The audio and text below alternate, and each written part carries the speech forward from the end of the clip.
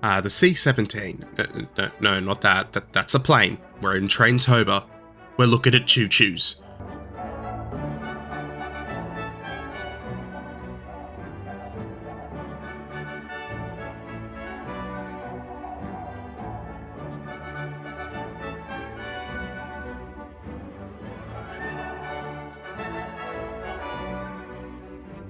The C17 was a class of steam engine used primarily by Queensland Railways in Australia, and in my opinion, it is the best train ever made. I will get into why in a minute.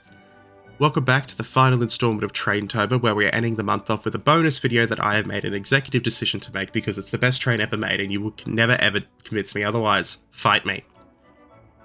Just after Federation in 1901, the new state of Queensland was looking to build up its logistics across the vast state. Now for my American viewers, when I say state and you say state, they are very different things. Our states, generally speaking in Australia, are much bigger than yours. Queensland itself is about 2.6 times the size of Texas, and it itself is not our biggest state. So moving things around takes a lot of effort here, especially when you consider that some of the tracks in Queensland simply could not handle big heavy trains.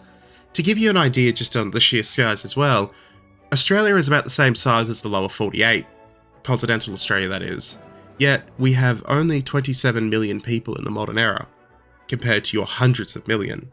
So when you're moving stuff around, there's a fair bit more effort that has to take place because, well, there's a lot more distance to cover with a lot less support. The answer to Queensland's issue at the time though was the C16 class, with the C representing the fact that they had 4 driving axles and the 16 being the cylinder diameter in inches. The prototype train rolled out in 1903 as the number 395, and it was the first engine to be built by the then new North Ipswich Railway Workshops, and with the exception of the Gareth, which we covered last time, the C16 was the only Queensland Railways engine to be fitted with a screw reverser. This initial design was successful, and an order for a further 20 was placed in March 1906. The majority of these trains were painted black, as it was their job to service rural Queensland hauling livestock, and I'll be honest, the black and red livery on this train successor, the C17, is absolutely god tier. 3 would be painted in special liveries though to haul the Sydney Mail to Wallangarra, with 427 painted brown, 428 blue and 429 green, until larger locomotives took over this duty. Engines constructed from around 1910 began to use recycled number plates from older trains, which can cause some confusion when you go to research them, so just a heads up on that. By 1920 they were getting a bit outdated, and a new design with some improvements was introduced known as the C17. The 17 would be known for their reliability, versatility and long service life, starting construction in 1920 and finishing their run in 1953. A total of 217 of these C17 class locomotives were being built. This makes them one of the most numerous classes of steam engine in Australia, and their history proves why so many were built. Designed explicitly to operate on the narrow gauge tracks, 3 feet 6 inches or 1.067 metre tracks of Queensland Rail, the C17s featured a 480 wheel arrangement, which gave them good stability and traction for both freight and passenger duties across the state's diverse and very, very rugged and just violent terrain. See, the east coast of Queensland follows a mountain range known as the Great Dividing Range, so these trains going north and south had to have the power to get up and over these mountains, often without a lot of infrastructure support. They were particularly valued for their relatively light axle load too, allowing them to be used on lightly built branch lines, which while still providing ample power and getting their trains up to speed. Over the decades, C17s underwent several improvements, including the addition of roller bearings, higher capacity tenders and upgraded boilers.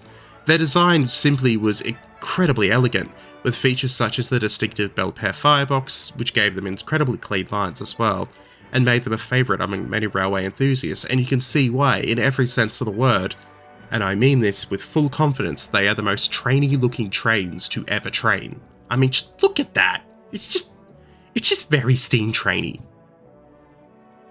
Many of these engines served into the 60s and before sadly being replaced by diesel trains on many inland routes, and today the route from Brisbane to Cairns is actually serviced by a diesel tilt train. Thankfully for all of us though, several have been preserved in operational condition by museums and heritage railways. A great running example can be found at the town of Gympie in Queensland, where the Valley Rattler in black and red runs weekly services to and from Ammermoor on the old Mary Valley branch line. They're pretty cheap to go on actually as well, so if you want to pop up to Gympie, which, you know, this is the only reason to actually do it, you can get a decent trip on the Valley Rattler. Generally speaking, it is the black and red train like I've said, but sometimes they do loan out the maroon and green one, so, you know, that's always fun to see.